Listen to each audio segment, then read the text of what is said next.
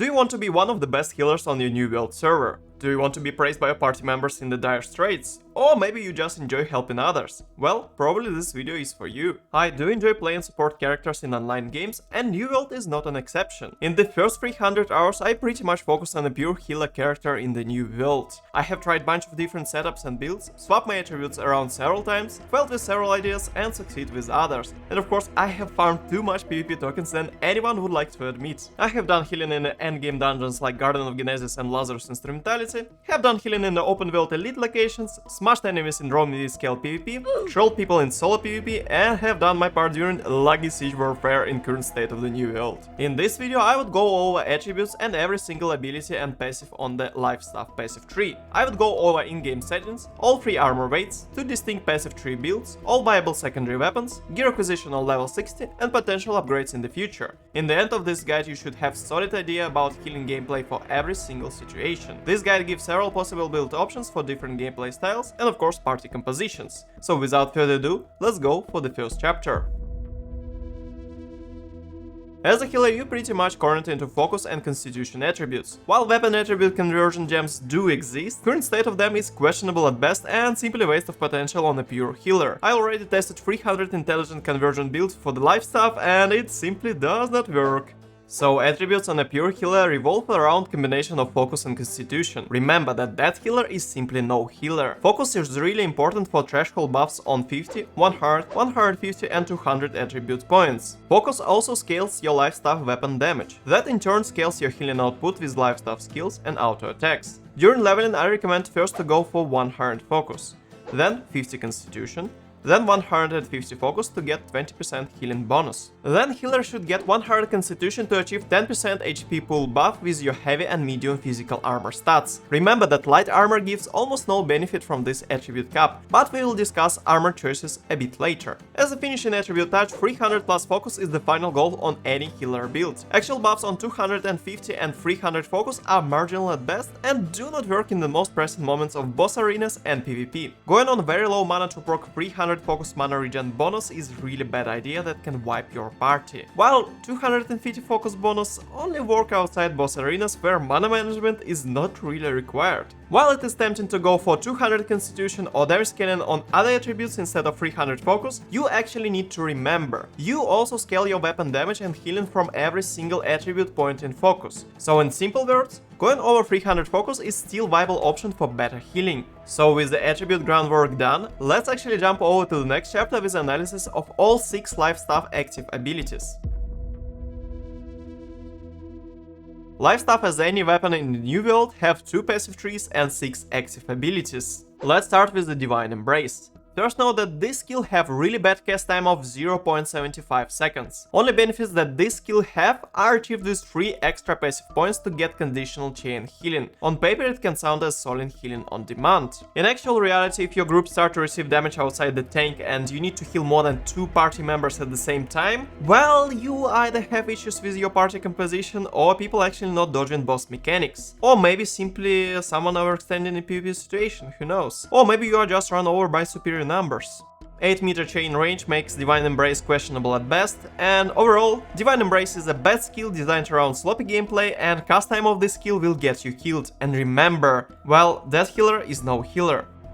Next on the list, one and only Sacred Ground, really powerful skill. This skill gives great conditional healing bonus with Blessed passive, and of course quick note that tank would not actually regenerate stamina during block with Holy Ground passive. This passive only applies to out of block stamina regeneration. On the same time, hitting yourself with Sacred Ground to regen mana is a really nice option to save mana potion when everything goes as planned. Sacred Ground is very prominent skill in melee party dungeon composition and during siege warfare.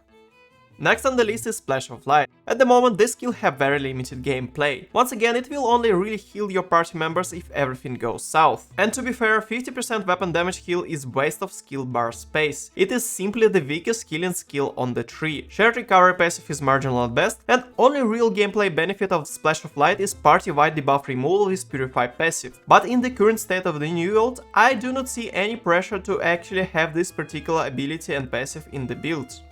At the next top we have Orb of Protection. This skill with 4 passives provide very solid Fortify effect on demand. Remember that Fortify buff in the new world can stack up to 50%. Shared Protection and Aegis allow for Fortify application on multiple targets and yourself. At the same time, Protector Bless and passive give recovery effect. Overall, I consider Orb of Protection must have skill for roaming PvP and dungeon composition where you have 1 tank, 1 healer and 3 light armored range damage dealers. So to summarize, with Orb of Protection you're pretty much able to mitigate a lot of damage instead of healing received damage. Next up is Light's Embrace. This single target heal is really powerful without any extra passives. On the first passive you already get ability to replenish tank stamina during block. Remember that Magnify passive only extend buffs when you actually heal a target. Applying Light's Embrace with Magnify passive to a full health target will not extend any buffs. And last but not least, we have the most well-designed healing skill in the new build, the Beacon. This is very player skill dependent ability. Beacon can be placed on the ground, Beacon can be attached to a player or an enemy.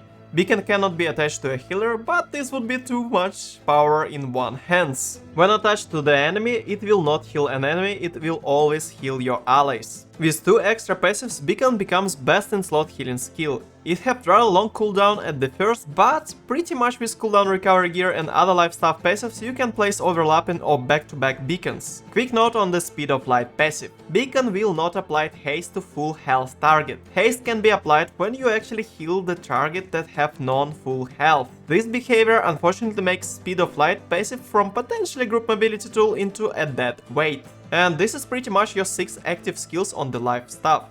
I would cover all standalone passives on other chapter when I would actually discuss 2 different builds for the life stuff. Any viable build at the moment will actually revolve only around 4 abilities. As stated before, Divine Embrace and Splash of Light are designed around sloppy party gameplay and pale in comparison with other 4 abilities. I can see some potential builds revolving around perks for Divine Embrace and Splash of Light, but in current state of economics and number of crafters in the game, I do not see it as a viable option for a build guide. At the same time, to benefit from Sacred Ground and Light's Embrace the most, you actually need to change some default settings in the game. So the next chapter will be all about the in-game settings. When you heal with single target heal like Divine Embrace and Light's Embrace, you will pretty much travel in time and you'll be healing with completely outdated game design from 2 decades ago. Yes, you will be healing the life bars. Blue life bars with blue selection, often on a blue sky background. Blue on blue with a blue tint of blue. But we all know that New World is designed by a small indie company and there is simply no such things like cone healing in other MMOs. In the New World with a single target heal you can actually heal through walls and floors, of course if your target is in range. If it is not in range, you will actually heal yourself. Also, you can use key modifier to heal yourself fast with any single target heal. When you use single heal target prompt, selection would be working pretty much as a random selection by default. Also by default, life bar selection is binded to mouse wheel. Your mileage may vary, but after constantly missing required life bar for like first 40 levels, I simply rebinded this action to extra mouse buttons on my Rakat Kova. Other must-have settings is so-called sticky lock. When activated, it will always prompt for the last healed target. And as you can imagine, most of the time you want to actually heal your tank, or the person who always dies in your party. Also, sticky lock changes behavior of your Sacred Ground placement. With this setting, its placement function as single target heal. I found these settings for Sacred Ground way more robust in dungeons and mass PvP gameplay. Also, this setting allows you to apply Sacred Ground on yourself really fast. So these are pretty much all important settings that will make your healing life better. In the next chapter, actually let's go over armor types, currently existing bugs in healing output with armor weight, and of course gameplay situations for every armor type. There are 3 armor types in the new world. Light armor gives you a nice dodge and 20% bonus to healing, and currently it does not work. End of story. Nah, not really. It is more complicated even if everything would be fixed in the next patch. As a healer, you are pretty much a person that should be alive and healing in any situation. You can encounter several extra friends trying to hug you on the battlefield when you actually heal someone in your party. You also can deliberately face tank boss mechanic to recover your tank or other party members. And finally, during PvP, you will be focused by range and melee players alike. Pretty much in any situation in the new world, light armor puts you into a disadvantage as a healer. Remember that healer that constantly dodge damage do not heal. And let's be real, light armor is best recipe to be one-shotted. So let's actually look at the other range of spectrum. Heavy armor. In heavy armor you have non-existent dodge, but still you can phase through majority of boss mechanics. Best place to wear heavy armor are open world raids. Even with your personal tank, random people can actually do things.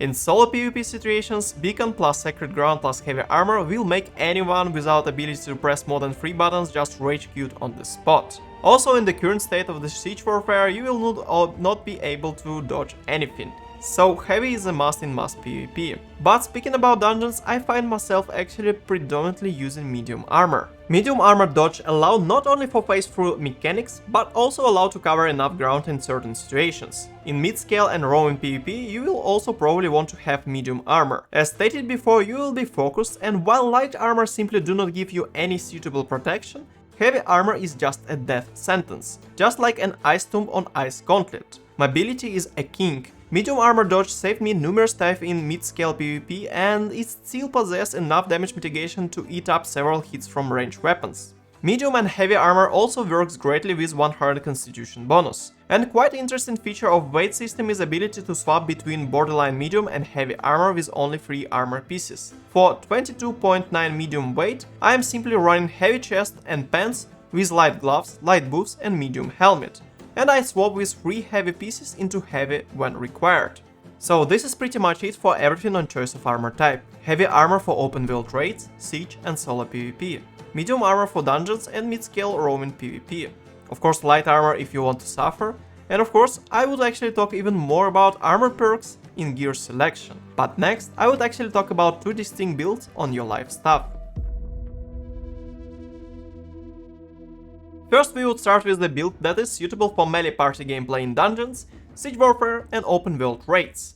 Our opening passives are Absolved, Blissful Touch and Band Light. These 3 passives are very powerful tools to benefit from simple dodge and light attack mechanics. Next, build takes Beacon and Sacred Ground. After that, it is natural to reduce Beacon and Sacred Ground cooldowns with Revitalization and Desperate Speed.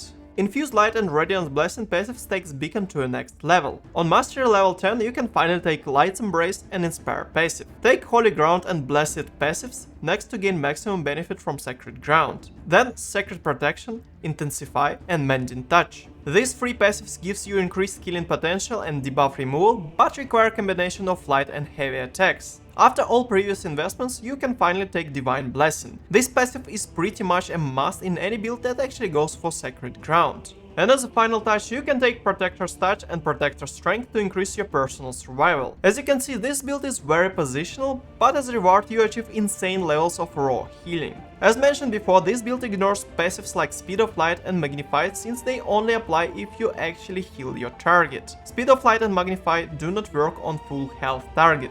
Glow and Focus passive is pretty much marginal at best, and if you are playing in melee focus group, you will not really benefit from Spirits Unite's passive. Dishonorable mention is Enchanting Justice passive with 120 second cooldown. 120 second cooldown with 4 meter radius.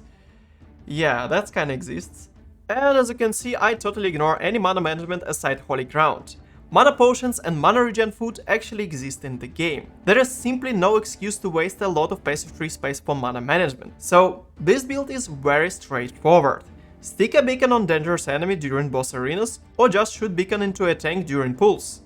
Place Sacred Ground under a tank during block for insane heal, or place Sacred Ground under yourself for mana regeneration. Use Light's Embrace to target heal party members and to replenish tank stamina. Use light and heavy attacks to get cooldown recovery, fortify, healing bonuses and remove debuffs.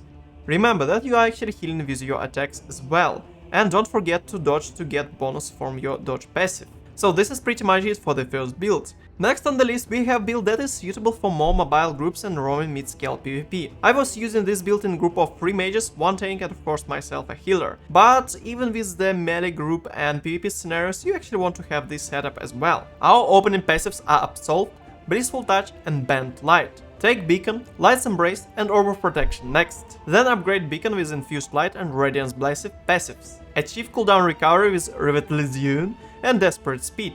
Upgrade Orb of Protection with all 3 passives next to achieve Mass Fortify effect. Remember that Fortify buff stacks up to 50% and Protector Touch and Protector Strength are viable additions to Orb of Protection to increase your Fortify buff. Take Spirits United, since this build probably would play in a mage group. And as a final touch, get extra buff duration with Glow and Focus and Mandy Touch to have debuff removal on demand. And as you can see, this build is highly mobile option. In PvE dungeon scenarios, you need to expect heavy utilization of Light's Embrace on top of Beacon to heal your tank. Orb of Protection with Fortify buff is very important damage mitigation tool. You always need to anticipate incoming damage and precast Orb of Protection on your allies. So with these two builds in mind, let's actually discuss gear that you can actually access really fast on level 60. And of course, what potential upgrades are next logical stats for both builds.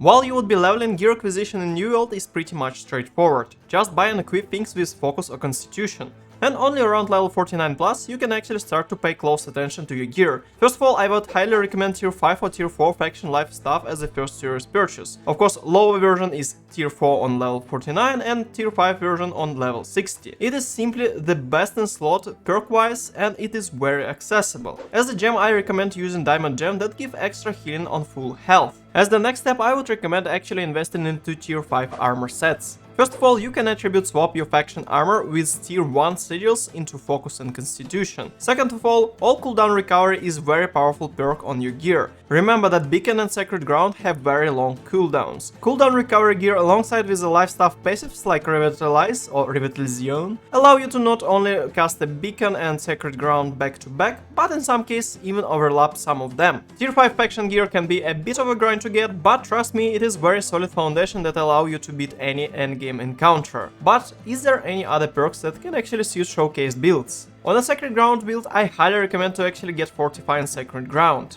Fortify and Sacred Ground actually will be applied with every single tick of Sacred Ground when someone is healed, so it is really powerful tool. Unfortunately, I could not really determine does several Fortify and Sacred Ground stack or not. The further testing is need to be done. In the Roman build, I would highly recommend to get Accelerating Light's Embrace. For your Jubilar, I would actually recommend always getting percent HP and potion effects. And of course, getting effects like Blessed or Sacred is always nice extra healing. And finally, getting mana potion effects is also really nice idea. As you can understand, this is really early on into the New World release and it is really hard to actually make build around specific perks. Not a lot of people reach the maximum crafting levels and it would take more time to experiment around with the actual separate perks for separate skills. But there is still a rather big chapter related to secondary weapons on a healer in the New World. So let's actually go for the secondary weapons. To understand what secondary weapon you want to use with the life staff, you actually need to understand your weak points. Life staff do not have any crowd control abilities or any mobility tools. For that reason, any weapon with blink ability is very powerful addition in PvE and especially in PvP. Pretty natural fit is Fire Staff with Burnout Blink ability. But when it comes to damage, Fire Staff uses a lot of extra mana and maybe it would be not your cup of tea. I found that Great Axe to be very powerful damage, grit, mobility and actually crowd control tool. Just make sure that you are using Rip and Gravity Well for crowd control, then you are using Charge for actual blink, and of course Enduring Strike passive that gives you grit with your heavy attacks. Another notable weapon is Ice Gauntlet. Entombed ability is a really solid damage mitigation technique and also gives you really solid mana management. On a real downside of Ice Gauntlet are lack of mobility and in some cases complete opposite of that. In PvP you are pretty much dead once you go into Entombed. If you enjoy the simpler approach, probably Hatchet is your weapon because it has simple boost over the blink. Remember that every single secondary weapon do not scale damage with Focus attribute. To achieve scaling with Focus, you actually need to insert Cut Amber Gem into your weapon. Currently there are no restrictions to weapon types and gem types that you can insert, but be aware that some perks like Chain Lightning and pretty much every elemental damage perk would actually block you from inserting Amber Gem into a weapon. And also there is small degree of conversion gems not actually working properly at the moment, but I really hoping that this will be fixed really soon. And this is pretty much everything that I wanted to cover in this early guide for healing in the New World. If you have any questions or found anything broken related to life stuff, please leave the comment down below. And if you enjoy videos like that, give it a like and consider subscribing. And until the next time, have a nice day, and of course, Foxy Shanks out!